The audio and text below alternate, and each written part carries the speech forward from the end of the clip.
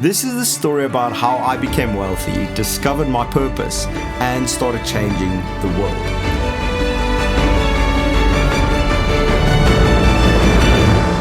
In 2015, I did a gap year to sort of figure out where I'm going in life and what I'm doing.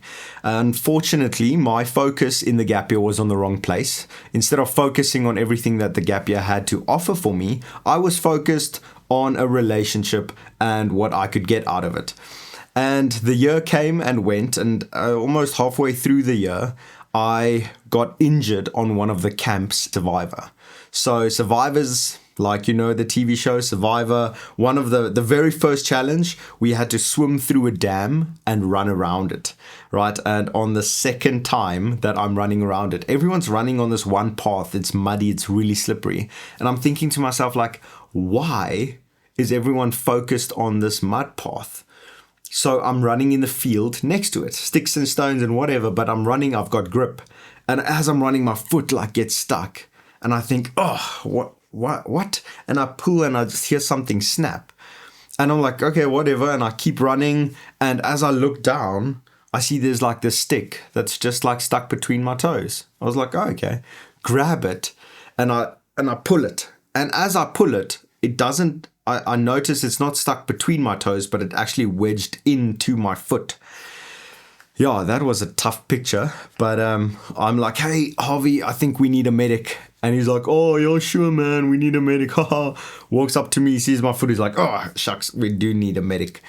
And anyway, sitting there with the medic, he's pulling it out. Doesn't go out. He says, maybe we need to get the doctors to get this one out. So I ended up missing 3 months of the gap year, from just operation to operation, infection, operation again, moving through.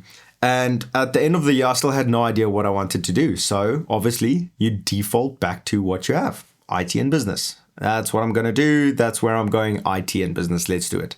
So I go into this first year of varsity focused. I'm doing business and IT, love it, you know, sort of doing my life just as it's handed to me, and just going with the flow. And about 9 months into the year, that 2-year relationship actually came to an end, quite abruptly and unexpectedly. And that really did a lot of things to me emotionally, and I was really struggling with that. And about a month after that, my parents actually ended up losing their home due to financial reasons, so we had to move. And with that, they were going to then move to Pretoria, where my sister was going to do the gap year that I had just done. And I would then commute back. But it was so difficult for me because, you know, that relationship that ended, we're still in the same friend group, we're still in the same youth group, we see each other a lot. I'm seeing people that I know at varsity. So it was a really emotionally just a difficult situation. And my parents saw how tough that was for me and actually came to me and said, well, why don't you do Target Life again? And I was like, who gets a second chance in life? You know, and that was so beautiful because I was so thankful. So I took the second chance with open hands, moved with my family to Pretoria, put the studies on hold, said I'll get back to it later. And in that move, you know, after having finished with the relationship, I had a lot of spare time and a lot of alone time. So time that I would have spent in the relationship, I now spent by myself. And I actually just took some money that I had and I bought a little GoPro. Actually, this one. This actual very little GoPro. It's not a real GoPro. It's a Eken iCam that I bought for $900. And I was following Casey Neistat at the time on YouTube, and he was just making videos of his day. So I took this thing and I just started making videos of my day. I started creating videos of me with my friends. We were going, we'd go out, I'd just take it with. We'd go to a braai, I'd take it with. We'd go mountain climbing, I'd take it with. We'd go rock climbing, I'd take it with. We'd go ice skating, I'd take it with. So starting the gap year the next year, I had this little camera and I was just filming everything. Every little thing that we did, I made a video, and I just enjoyed it so much. The creative passion in it, the creative freedom, the just discovering what's going on. And I really enjoyed it so much. And part of this gap year, you sort of have to make money, which is for your camp money. So like the camps that you do. And I was doing everything to try and make money. I was waitering. I did website design on the side. I was buying and selling from Facebook Marketplace or Bid or Buy and OLX at the time. I was pet sitting and house sitting, and I was actually really good with fish tanks because it was a little hobby of mine.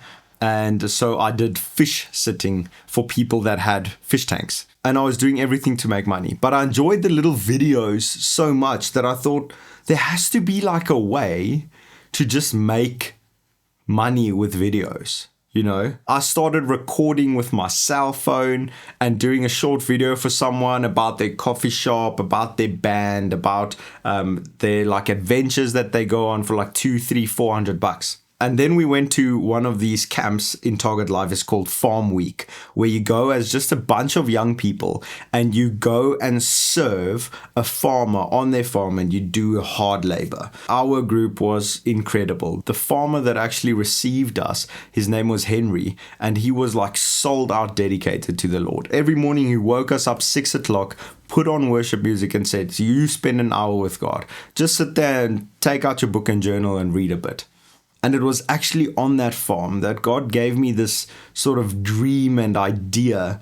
What if we used videos and just told incredible stories that left people with a question in their heart that then eventually led to some sort of change that would eventually change their life?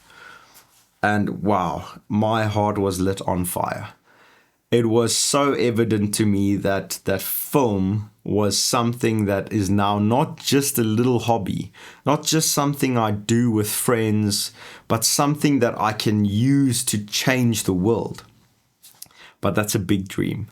So after discussing it with my parents and then dreaming about it and just really talking to God about it, my options were to go back next year and continue my studies in business or IT, or maybe look at something in film.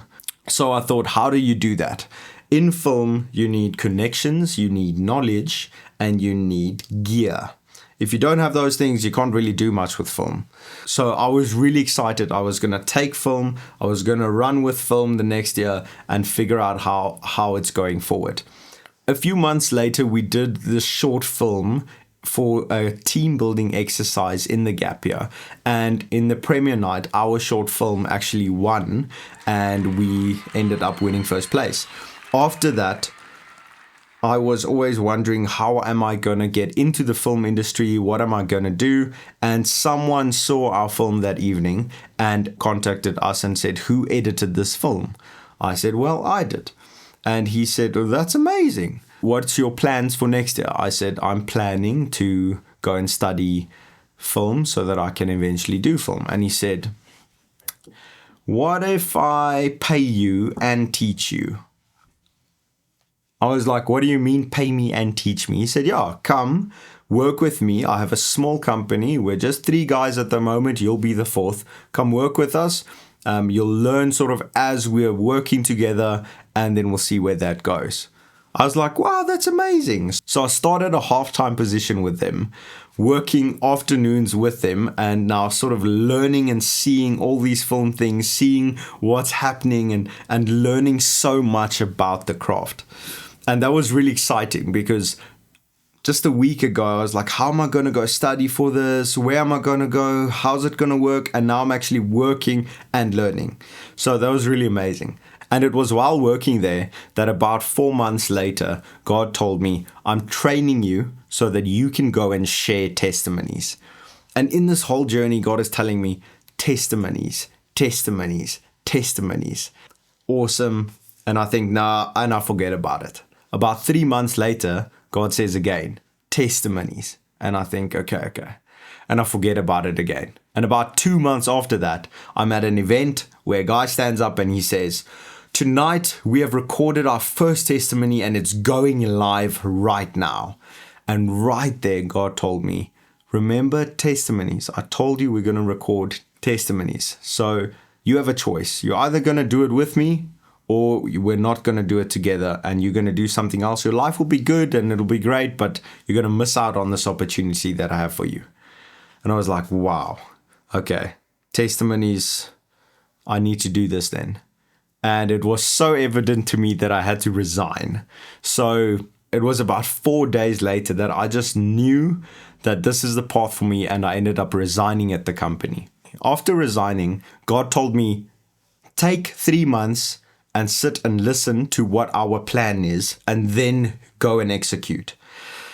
I think I lasted like 3 days, probably 3 days that I sat still, and I was like, okay, I couldn't do the 3-month thing. I was just way too busy, way too ambitious, way too excited for this new world that I've discovered. And with everything in my power, I just went like all out, looking for work everywhere that I could. During this time, I got lots of different jobs at different places and started building myself up with connections. Again, God told me Testimonies.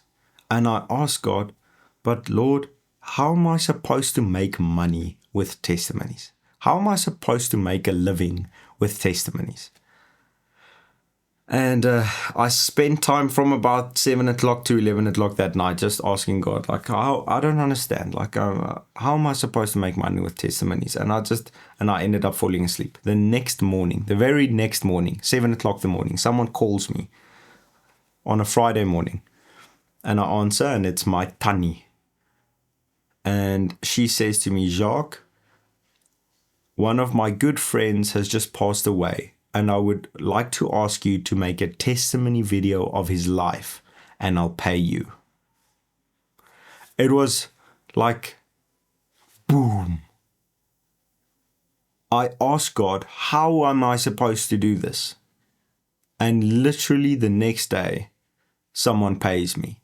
And yeah, back then, I was making 300-400 Rand a day. So it was like they paid me 1,000 Rand, which is compared to 300-400 Rand, 1,000 Rand was like, wow, look at this. It's like next level provision to do a testimony. And I ended up doing the testimony, and it was so beautiful. Just seeing his life story, seeing the impact that he had. Regardless, I still go on as a person that I am and just, okay, thanks, Lord, thanks, cool, but just continue working. Yeah, and I was putting my plate so full, just doing work everywhere. And this one day, I ended up helping a friend on a job, and it was an incredible shoot. It was like this videographer's dream. We're driving with bikes, sponsored by Porsche and Daytona and BMW, and we're driving through the wildlife, watching like lions and giraffes and big five, elephants and buffalo, and we're capturing these extremely rich people just living life and enjoying it so much. And on the third or the second night, I'm sitting there and I just realized the amount of wealth and the magnitude that these people have, the options that they have is just amazing. And I go back to this hotel room where we're staying. It's a 7-star lodge. It's got white carpets. I've got this whole big villa to myself. And I sit down on my knees on the white carpets and I pray to God and I ask, God, please will you let one of these people favor me? And God asks me, them. Why do you want them to favor you? And I said, God, they've got all the connections in the whole world. They've got so much wealth. If they just favor me, then I could go see the world and travel with them. And I remember God saying, oh, they've got all the connections in the world. Yo, I just sat there and repented like, God, I'm so sorry. You've got all the connections in the world. I'm so sorry that I asked that people favor me. Lord, will you favor me? And I really just humbly asked God, Lord, please will you give me a job that's so big and wonderful and magnitude that it can only be from you, to confirm that I have to do testimonies and that you'll provide for me through that. And I prayed that prayer and I left it at his feet. And it was about 3 months later that I got an email in my inbox, and I left it for about 2 weeks. Maybe it's a scam. And the one day I'm telling my girlfriend at the time, Vonya is now my wife. Love, I got this weird email from someone saying they want to do work together, and I'm like, but I'm not even going to read it further because it sounds like a scam. And my wife was like, shouldn't you just at least like read the email and look at it? I was like, oh maybe. I don't know why I didn't do it. But anyways, I go back and I read it. Turns out it's an international ministry that operates out of USA, and they are looking to partner with me to capture stories. I was like, wow, this really does sound like a scam now. Ended up doing a Zoom call with the people, and they are really an international ministry, and they have a videographer that flies the whole world and captures stories. But that videographer's got kids now, so he doesn't want to travel the whole world. So they're looking for strategic partners in every continent to sort of capture stories. And I was like, what? Really? And they asked me if I'm willing and if I would like to capture testimonies in Africa, in the continent of Africa, for what God is busy doing. I was like, no ways. Guys, it was a month later. I was on my very first international trip, flying from South Africa up to Senegal in Dakar, where we actually stayed.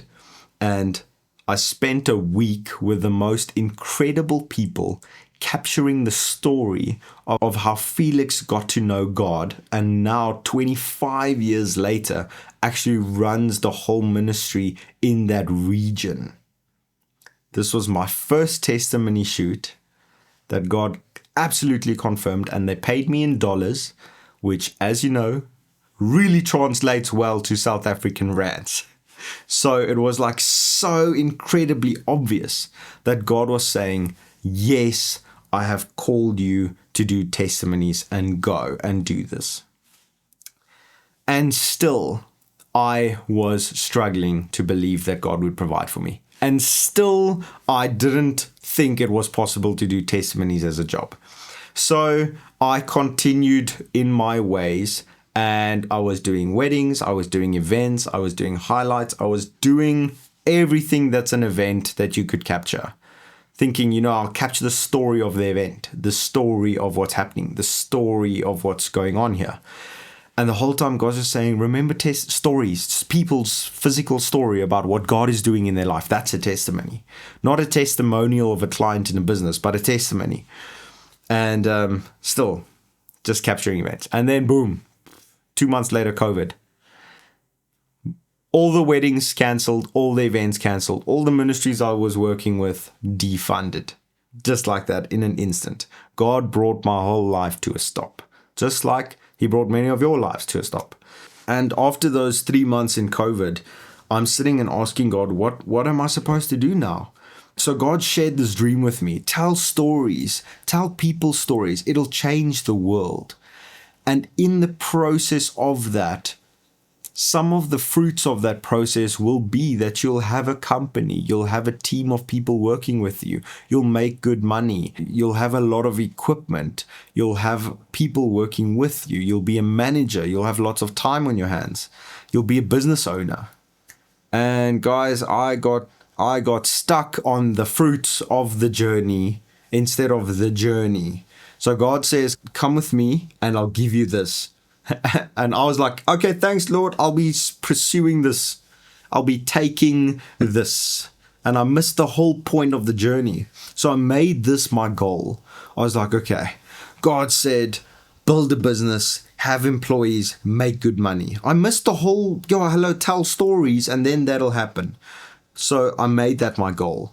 And instead of just trusting God's provision and doing stories, I sort of took the word story and thought, how could I put this in business? And that's where I came up with the BBC idea. So I go to this company and I say, guys, I love your page. I love what you're doing, but you don't have any videos. So I've got this new thing where we tell your story as your business, and I'd like to tell your business's story. And they say, okay, but what's the catch? I say, no catch. I just really want a product to be able to show to other people so I could go and sell it. And they said, okay, it sounds good. So we went and we captured their story. And they loved it. They loved it so much. Within a week, She had already given me 2 referrals to different clients just because they enjoyed working with us so much. And then a week later, I gave her the video and she loved it. It was like such a great capturing of her essence, really captured their story. And about a month later, one of her big clients contacts her and says, listen, I've got an idea and we need video guys. Who do you know? And she says, I've got the perfect person for you. And she refers us. And all of a sudden, this one referral goes from 10 grand, 15 grand, 30 grand, 50 grand, 100 grand jobs. And we obviously had to scale. We had to increase our team. But instead of thinking about it logically, what do I need to focus on? I had this thing in me of like, I need to build a business. I need to make lots of money. Instead of taking this job and just sitting and saying, wow, God, thank you for this job. Let me plan accordingly. I took the job and I was so like, okay, but how am I going to provide for what's coming? How am I going to provide for that big dream? And over a period of 2 or 3 years, we went from 100 grand to 150, 200, 250, 300 grand projects. And it just expanded so quickly, so massively. At the end of the day, I had 6 full-time employees and we're working with a big bunch of freelancers. Our company had almost R1 million worth of gear. We ended up moving to some offices where we had our own office space. And, you know, I was living the dream. But I was living a dream that I had taken for myself. I was living a dream that I thought was the end goal. And I was really desperately pursuing money because I would have 300,000 in a bank account. And I would think, okay, next month, month after, what are we doing 4 months from now? Where's that money coming from? And then I'd just tell my wife, like, babes, we don't have any money. We can't spend any money. We need to provide for that month. But like, we've got 300K in an account. So I remember it was April of 2022 where I opened up my journal and I looked inside and I just saw this tick list of this dream that God gave me, and I was ticking it. I was like, wow, one day you'll have offices. Tick, got that. You'll have employees. Tick, got that. You'll have a big company. Tick, got that. You'll make good money. Tick, got that.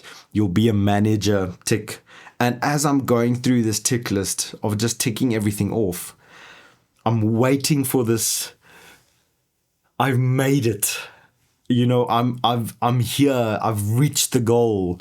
I've completed the dream that God has given me. And I'm waiting for this feeling of dopamine.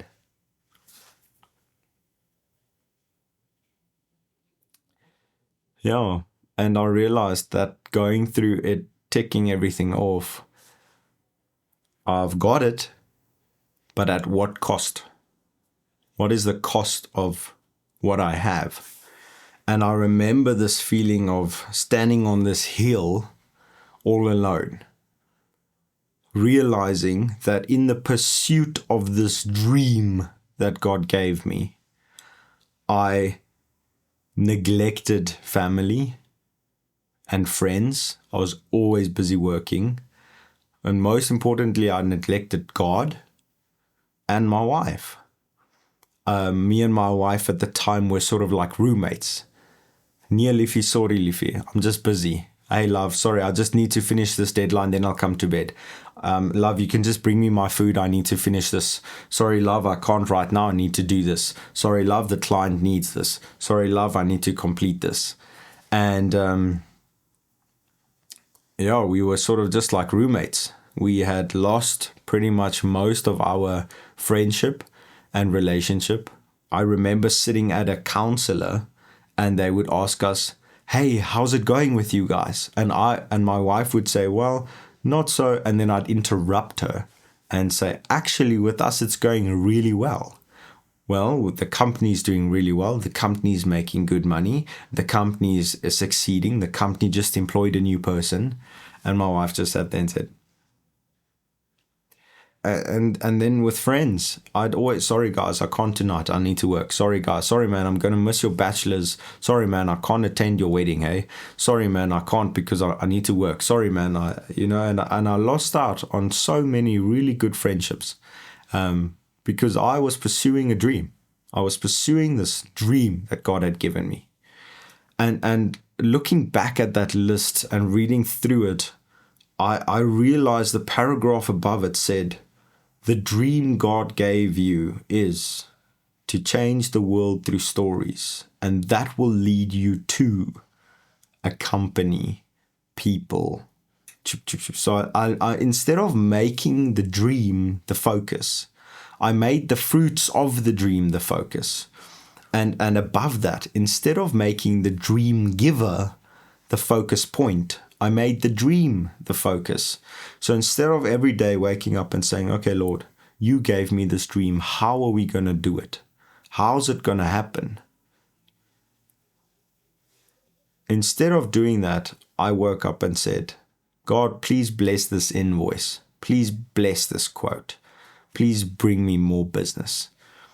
And I realized in that moment while sitting there that the last time that I actually really spoke to God was probably about 1.5 years ago.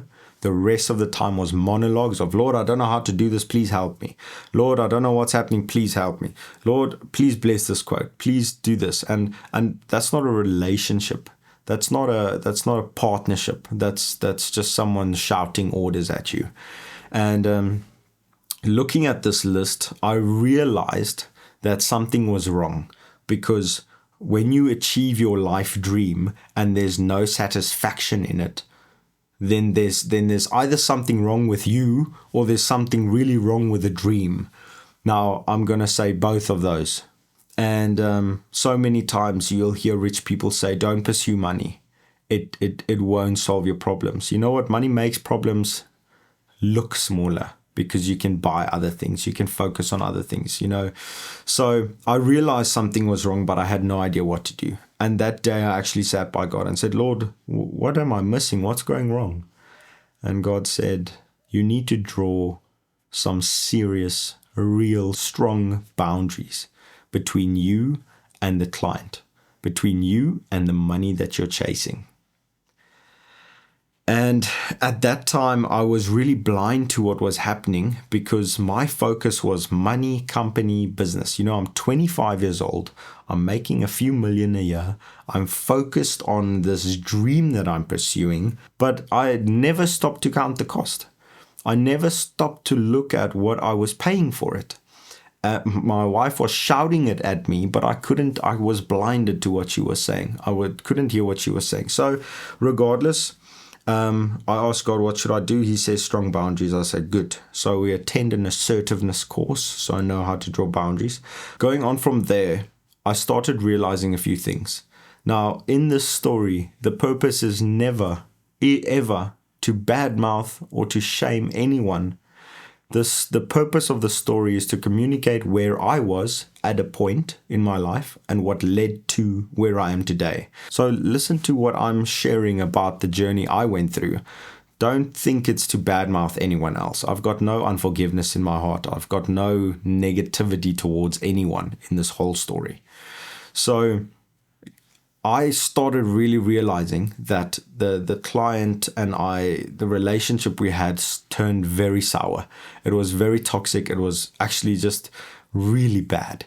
And it had caused me to lose a lot of faith in myself, lose a lot of confidence in who I am and the ability that I have. Now, I am a creative person, very creative. So, for example, we would share some work, and the critique would come back on that work. But instead of just addressing the work, it addresses personal character. It addresses identity. Instead of saying, listen, I don't like this song, it's like, do you even think about the way that you do your work? Do you even apply yourself mentally when you're doing something? Things happened, like I was at a funeral for family of my wife, and my phone was ringing nonstop. On a Friday afternoon, and I was in a funeral session, And after about the 5th time of my phone just ringing, I got up to answer and said, listen, I'm at a funeral. Can we talk a bit later, please? And the accusations of how can you not answer your phone as a business owner? You know you absolutely have to when your client calls you, and like it's not worth repeating, but the character defamation that comes from that. Don't you care about your business? Don't you worry about don't you think before you do things? There's so much negativity and behavior that just absolutely flattened me. And that being a small example of what I went through for about 2 or 3 years, I didn't realize how much that was breaking down of who I am, my character, my identity, what I think of myself, and led me to a place where I later on just believed I'm pretty much useless. The fact that I have this job is time just waiting to expose me, imposter syndrome, and so much hurt and insecurity. And then obviously you cover all of that with, hey, but look, I'm making money. So going forward, I knew that I had to make some changes. Now, so as the year continued going, I had given my entire team the first week of July off, because this is the time that we've been working hard throughout the whole year. Our whole team's taking a week off, and the client tells me, hey, listen, we need you to shoot in the first week. And I said, but it's not, we can't do that. We can't do that. Our whole team is on verlof, on holiday. And the client told me, well, we need a team, so make a plan or I'll have to give the job to someone else. And it was really like, money sort of got you, and you're thinking like, I can't afford to lose this project, because what am I going to do about the provision? What am I going to do about money in 3 months from now? So I recalled the vacation from my entire team, and we all came back and we did the project, and then rescheduled the vacation for everyone. And we did the job. And about a month later, we all take that holiday, 2 weeks. I promised my wife we will go to Cape Town. So we go to Cape Town. We've got this beautiful little flat that we've got there, and we go and stay in the flat. And on day 1 of arriving, we just get inside and the client calls me, Jacques, I need this and this and this within 2 weeks. And I said, that is not possible. Firstly, it's not possible for me to do, because it's not possible for my team to do, because we're on vacation for the next 2 weeks. And above and beyond that, it's physically impossible for a team to complete that amount of work in 2 weeks.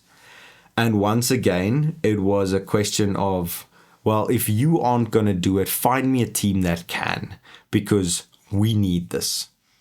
And then I said, but the deadline for it is in like 6 weeks from now. So why are you asking for it now? And it was just a question of, well, you have to, just give it to me because I want it.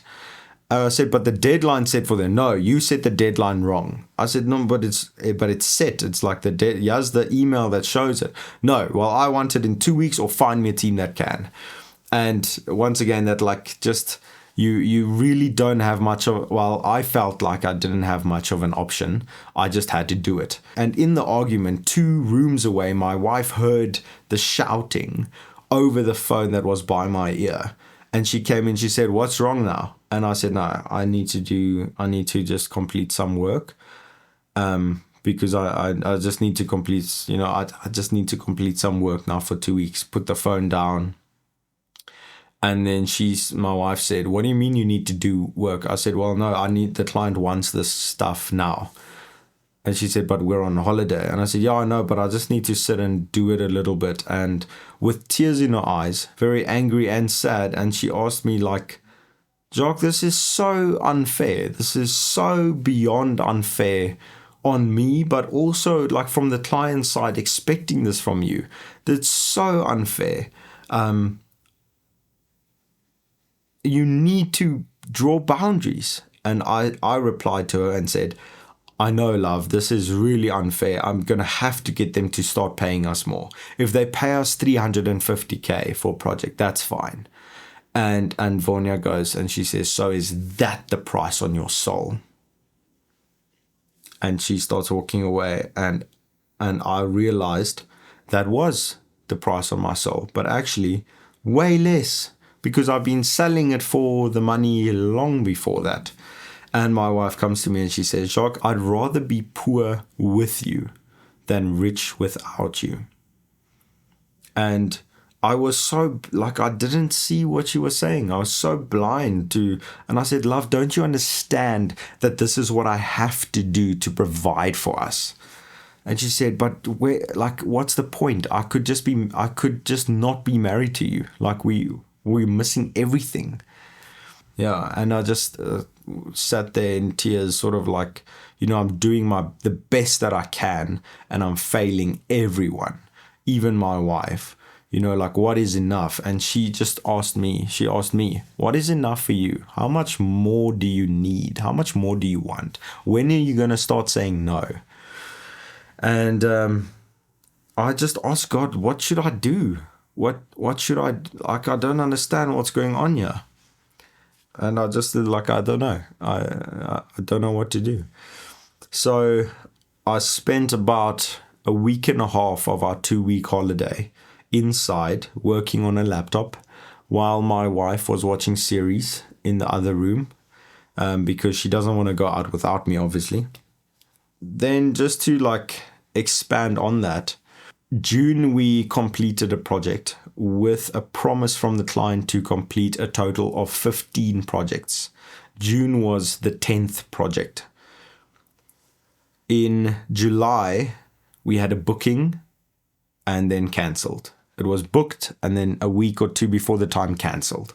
And then I said, like, but we're paying booking fees to book the gear and the people, so who's going to pay for the booking fees? And the thing was said and it was just said like, well, you need to make a plan, because else, or you just need to make a plan. And okay, so I took the hit financially, and we had this promise of another 5 bookings, and it's always been 15 since the beginning. So as time went, we had a booking and we'd work towards the booking, and then it got cancelled. And at this time, I'm starting to worry, because like my savings is starting to run out.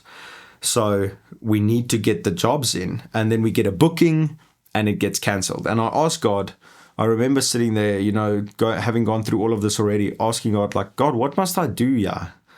And God told me, close the company, retrench everyone, just you and your wife.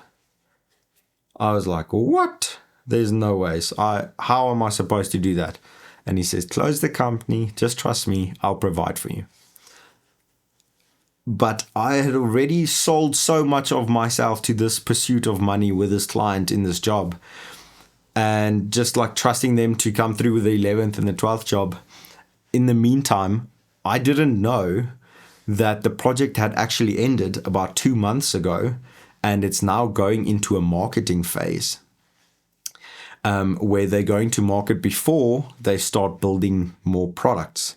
And I didn't know that. So I started going into debt, and into the rest of it, like finishing up the savings, going into debt, and started using money that isn't mine to sustain the company until job 11 and 12 come through. I went to the client to ask them, when's 11 and 12 coming? And the client just told me, it's coming. Just we're just going to do some marketing first. And I said, okay, can I help you with the marketing? Of course, we'll set up a meeting and then we'll all discuss the marketing together and we'll go forward with the marketing. I said, great.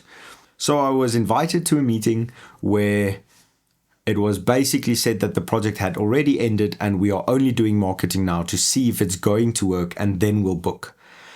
And it was too late for me at that time. I had only realized then that this project would not be continuing, and that I was not kept in full light of what was happening, and realizing or facing the reality that this company that I had built on their jobs is already 3 months in the red and there is no saving grace coming. And I communicated all of this with my employees, told them where we are. We tried for a month to just continue going, but we did good. We did like a 80 or 100 grand month, but we couldn't just that's enough to survive. We couldn't reach the place where we need to be to start catching up. And I asked God again, what should I do? And he said, just let everyone go. Close. And me and my wife prayed about it, and we agreed. So we closed the company. We let everyone go. We finished off the last work of the last project, delivered it, and I sat with nothing on my plate 5 days before month end for the very first time in 3 years, with no money and about 700k in debt. And no idea what to do. And I just asked God, what should I do, Lord? Oh, about a month before that happened,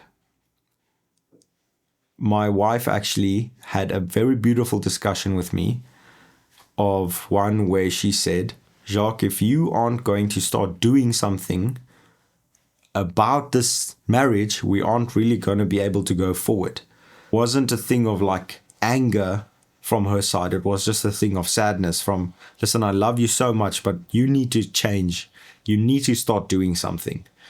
And I was really angry at her because I felt like I am providing for you. Can you not see that I'm doing something? But I knew being a husband is so much more than money at the end of the month. So much more. That's you could be a great husband with no money. You really could. And so I was really angry at her, but I knew what she was saying was true. And I had to I just said, I'm sorry, I will try. And from there on, we sort of closed everything, pretty much lost everything, because you don't really close, closed everything, lost everything, and sort of started selling off equipment to just make ends meet. Got to the end of the month, paid everyone their half salary severance package thing, so that they could at least go into the next season, and ended up selling my car as well, just to get some extra cash in so that we could sustain for a little bit.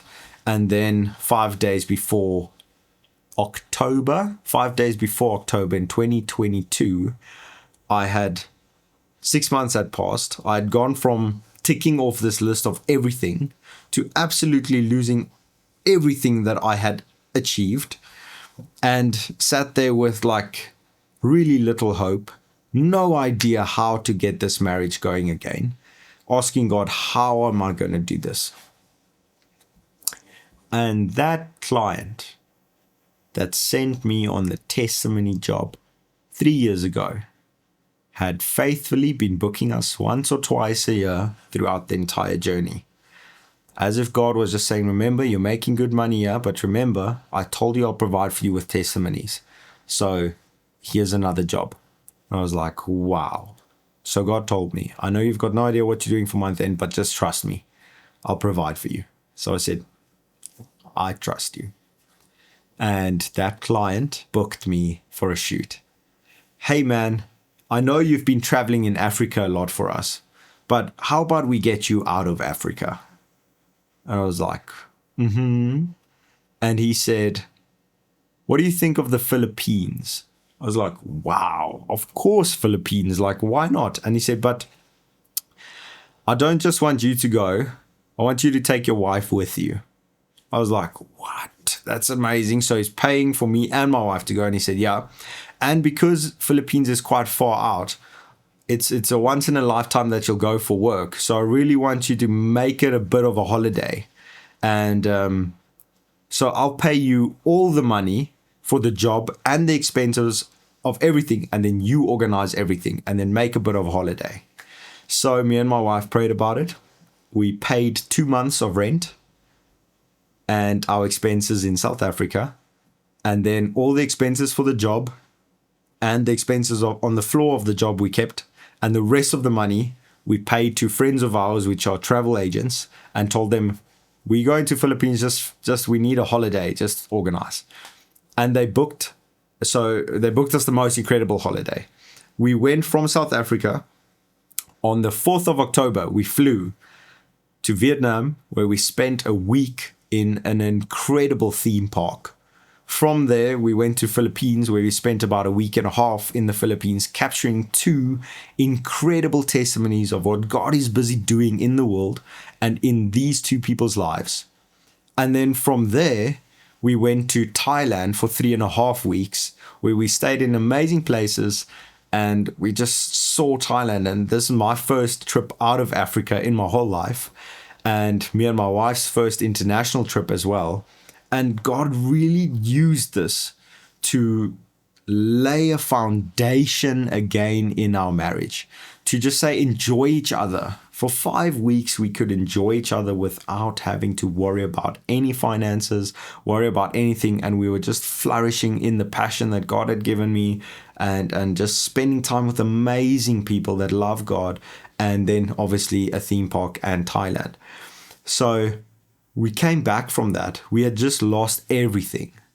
And God just comes in the last minute, provides for us and restores or starts the journey of restoration in our marriage. That was only the beginning of the journey that God has been walking with us since. That's about 1.5 years ago we went on that trip. In the coming 3 months, me and my wife spent time rebuilding our marriage and rebuilding the foundation of a friendship that we have, focusing on each other. I spent about 1.5 years going through a journey where I had to rediscover who I am and shake off a lot of lies and replace them with truths over my life, that I am creative, that I do know how to produce and manage, and that I actually am a nice person and know how to work with people.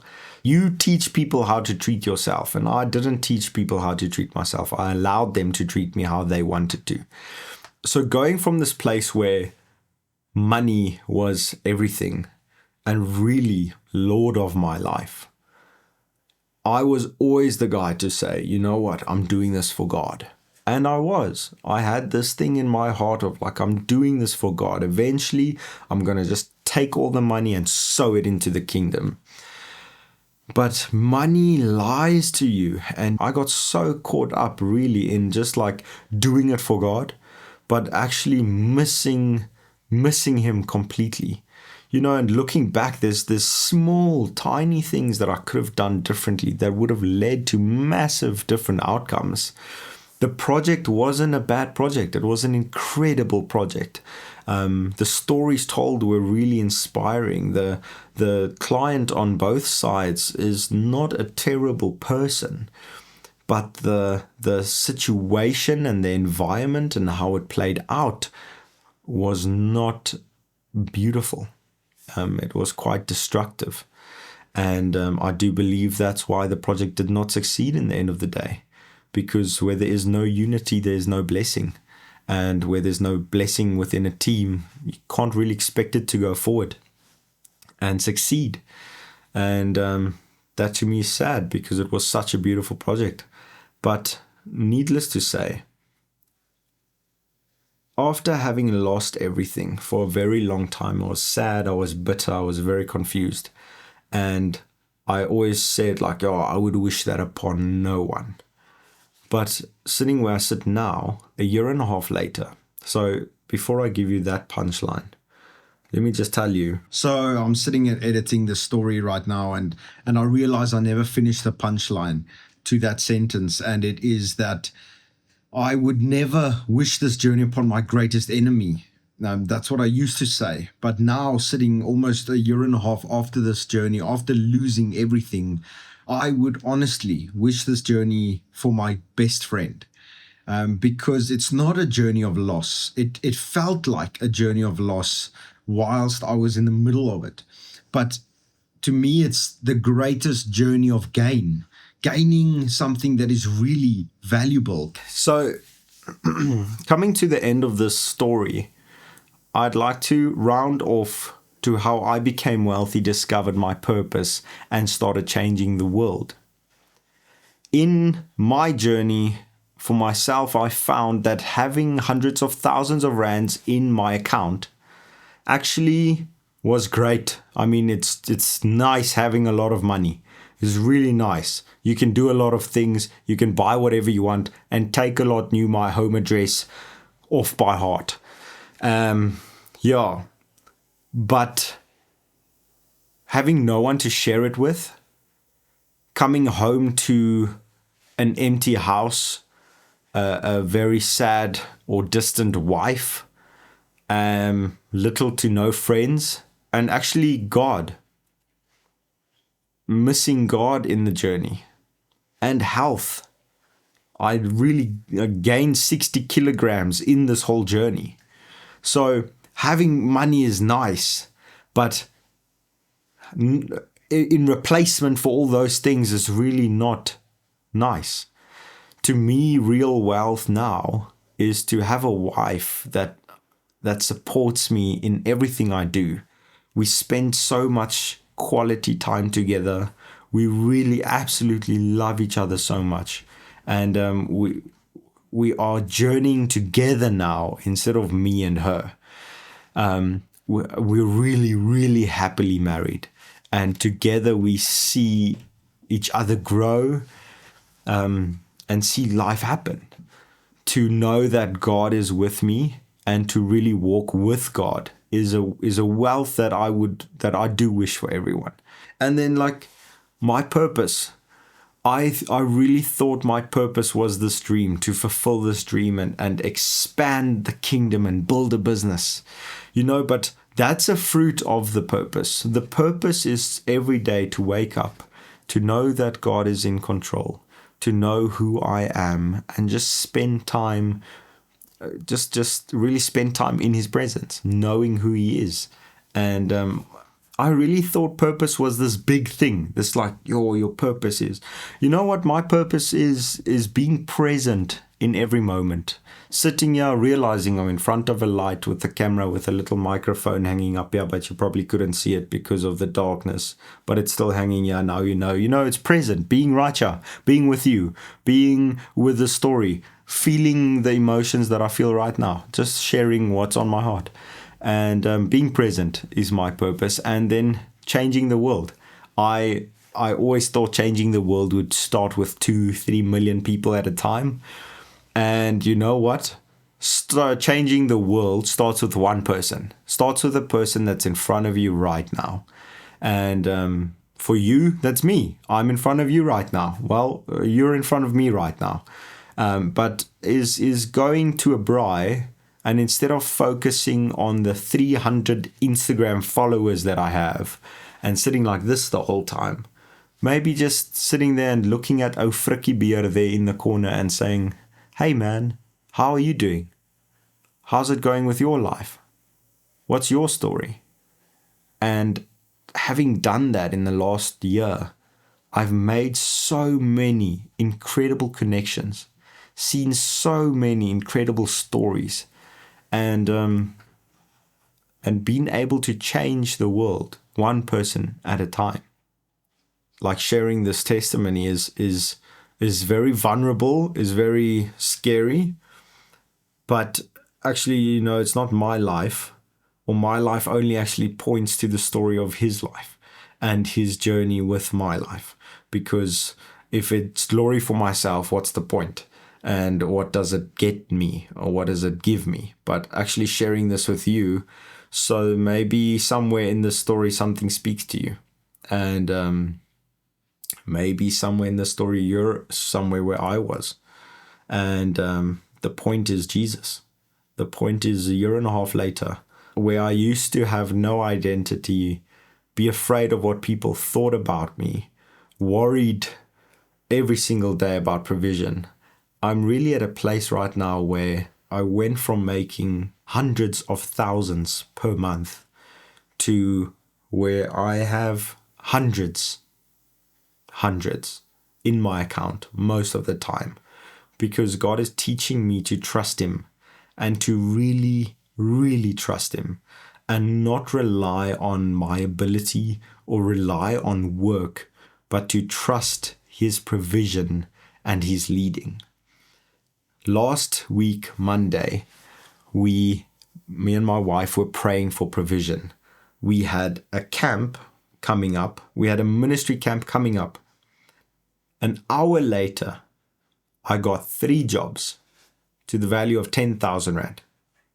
The only catch is the jobs are on Thursday, Friday, and Saturday, which are the days we leave on Thursday and we are ministering on Friday and Saturday in the Bushveld, which is an event that we've been planning for 3 months. It's been coming a year, and we've been praying for it for 6 weeks every single week. So I get 3 jobs on the day that I'm supposed to go and minister. Like, haha, funny joke. But that's the thing. God isn't a joker. He isn't a genie. He's a good father.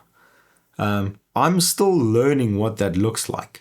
I'm still trying to figure out with this logical brain of mine how to actually trust in Him and stop trying to do things my way.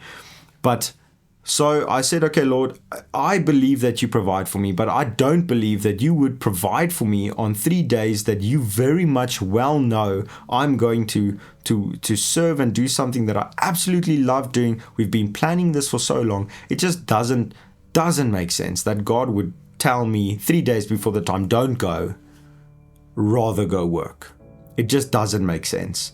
And obviously every story is different, every situation is unique, but God was confirming in our hearts, this is a test. Will you still trust me even though you don't see how? And I said, God, I do trust you. I believe this is a test or temptation or whatever you want to call it. So we didn't take the jobs and we went to the Bushveld. And on the Sunday, in the last session of the Bushveld for Jesus event, someone came to me and said, you know what? God can provide. And they gave me 10,000 Rand. I'm learning what it is to trust God. In the last month, I have marketed my company more aggressively than I have in my entire life,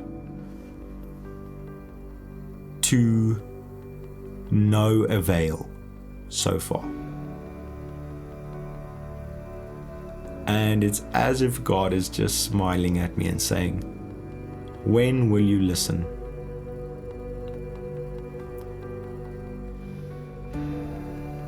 Because He has called me to share testimonies, regardless of what the provision looks like, regardless of what people think or say. And I don't know how to do it always, but I do trust in Him. And this is my obedience and faith step to start with my own testimony. Because every time I ask, how do you begin? Everyone says, begin with your own testimony. So I'm excited to see what God can do with people's stories, even if it's mine to begin with. And this births what I like to call the Victory Project, which is a collection of stories told by real people that are walking a real journey with a real God, the living God, Jesus Christ. And it's all about Him. It's always been all about Him. And I want to invite you, if you have a story to share or something that God has done in your life that you just want to share, you don't have to share the lesson. You can just share the story. The Victory Project or Jacques would like to record that story and share it with the world.